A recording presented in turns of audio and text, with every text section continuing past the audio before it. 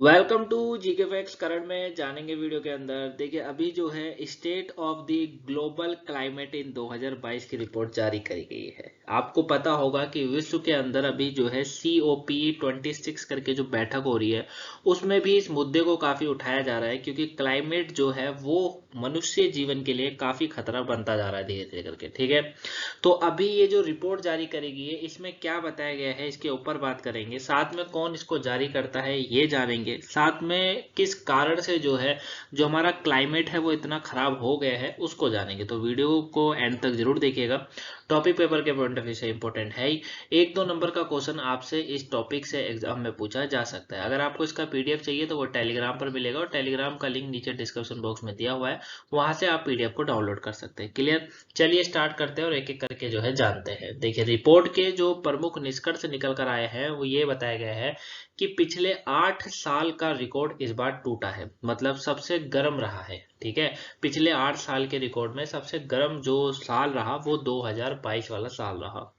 यह लगातार बढ़ती ग्रीन हाउस गैस का जो सांद्रता होती है और जो संचित गर्मी के कारण देखने को मिला है। सांद्रता का मतलब होता है मिलना।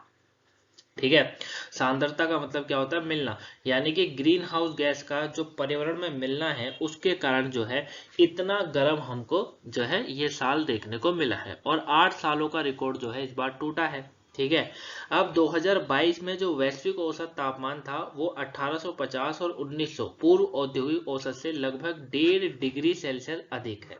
कितना? 1.5 डिग्री सेल्सियस अधिक है, जो कि 1.02 डिग्री सेल्सियस से 1.28 डिग्री सेल्सियस के बीच का है। ठीक है, यानी कि कुल मिलाकर ये है कि लगातार जो ग्रीन हाउस गैस का उत्सर्जन बढ़ता जा रहा है, इसको लगातार जो ये बढ़ता जा रहा है देशों के द्वारा, उसके कारण जो है गर्मी ज्यादा देखने को मिल रही है। और सबसे गर्म ईयर्स हमको देखने को मिला 22 का, 8 सालों के बाद ऐसा। ठीक है, तो साथ में इसमें आगे क्या कहा गया है इसको जानते हैं। देखिए, महासागर की जो गर्मी है और समुद्र के स्तर में वृद्धि हो रही है। क्या हो रही है? महासागर में गर्मियां बढ़ रही है और समुद्र के स्तर में वृद्धियां हो रही है। जैसे 2021 की नवीनतम मूल्यांकन वर्ष में ये बताया गया है कि महासागर की गर्मी रिकॉर्ड स्तर तक बढ़ गई है। पिछले 2 दशकों में, यानी कि पिछले 200 सालों में अगर बात करेंगे तो समुद्र के गर्म होने के उच्चतम दर दर्ज की गई है। मतलब समुद्र जो है वो गर्म होते जा रहे हैं। ठीक है, ग्लेशियर जो है वो पिघलता जा रहा है, आपने देखा होगा।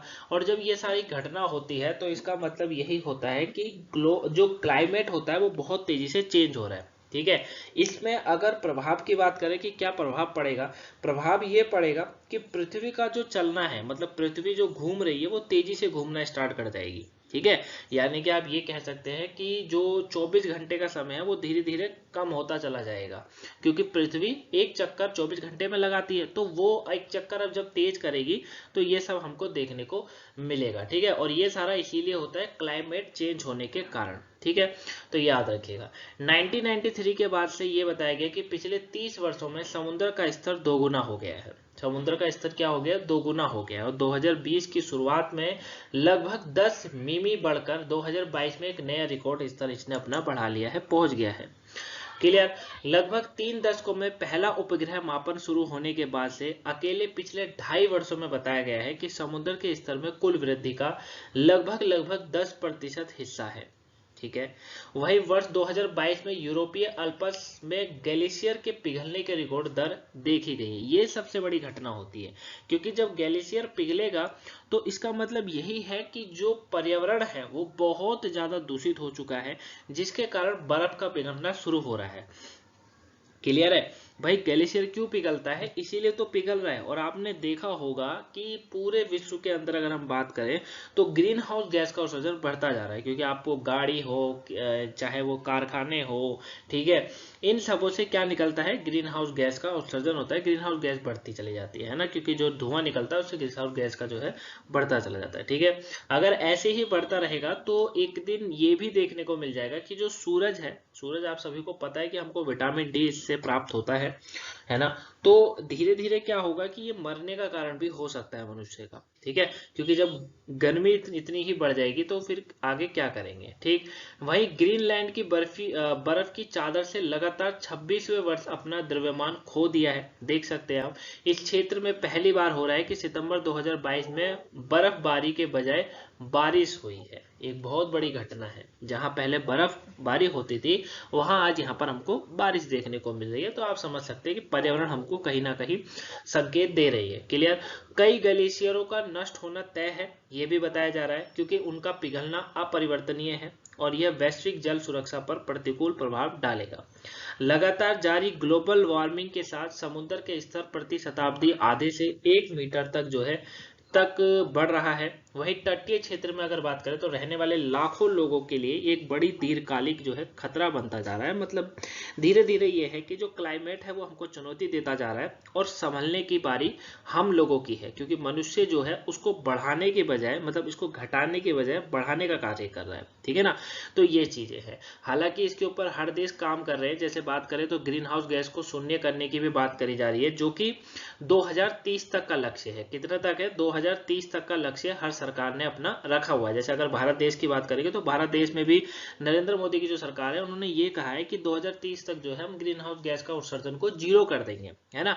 लेकिन ऐसा देखने को नहीं मिल रहा है, जबकि ये बढ़ता जा रहा है। क्लियर है। हालांकि इस पर यही क्लाइमेट पर जो है काफी मीटिंग भी जो है सभी देशों के द्वारा करी जा रही है। इसके ऊपर में जल्दी पूरी और विस्तार से हम लोग बात करेंगे, लेकिन अभी आप इसको यहाँ पर इतना समझिए। क्लियर है। अब दक्षिण एशिया की यहाँ पर एक बात करी गई है कि भारत सहित दक्षिण एशिया 2022 में जलवायु परिवर्तन के कारण सबसे बुरी तरह प्रभावित क्षेत्रों में से एक है। यहाँ पर एक चीज का स्पष्टीकरण कर दिया गया है कि भारत सहित जो दक्षिण एशिया वाला जितना भी देश है वहां पर सबसे बुरा प्रभाव पड़ा है जलवायु परिवर्तन का।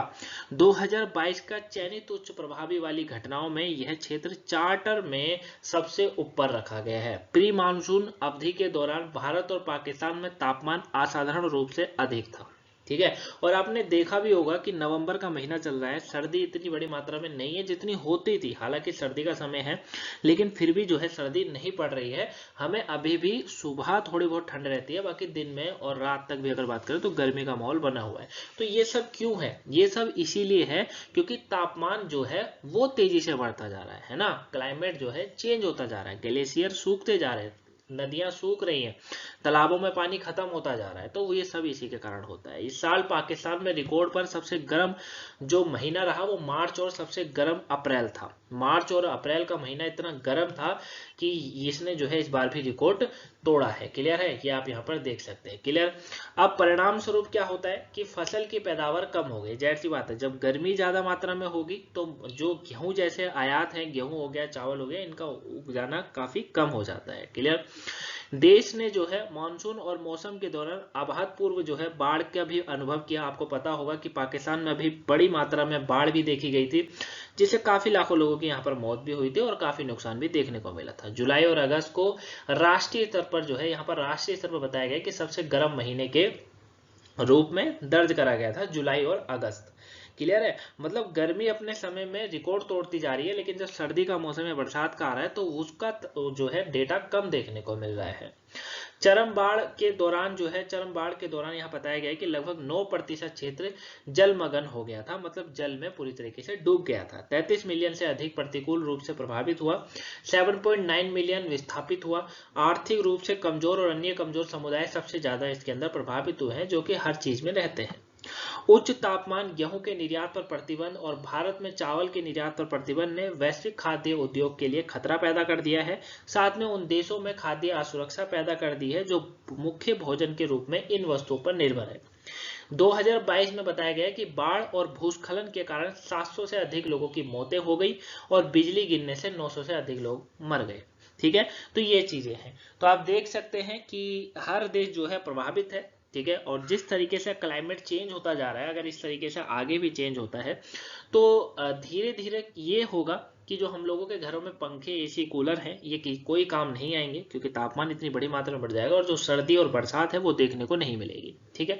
तो ये हमको चेंज करना पड़ेगा, तो तभी जो है आगे कुछ हो सकता है। क्लियर। तो आई होप आप इस टॉपिक को अच्छे से जाने होंगे, वीडियो आपको जो है समझ आया होगा। अगर समझ आया तो वीडियो को लाइक, सब्सक्राइब, शेयर जरूर करिएगा।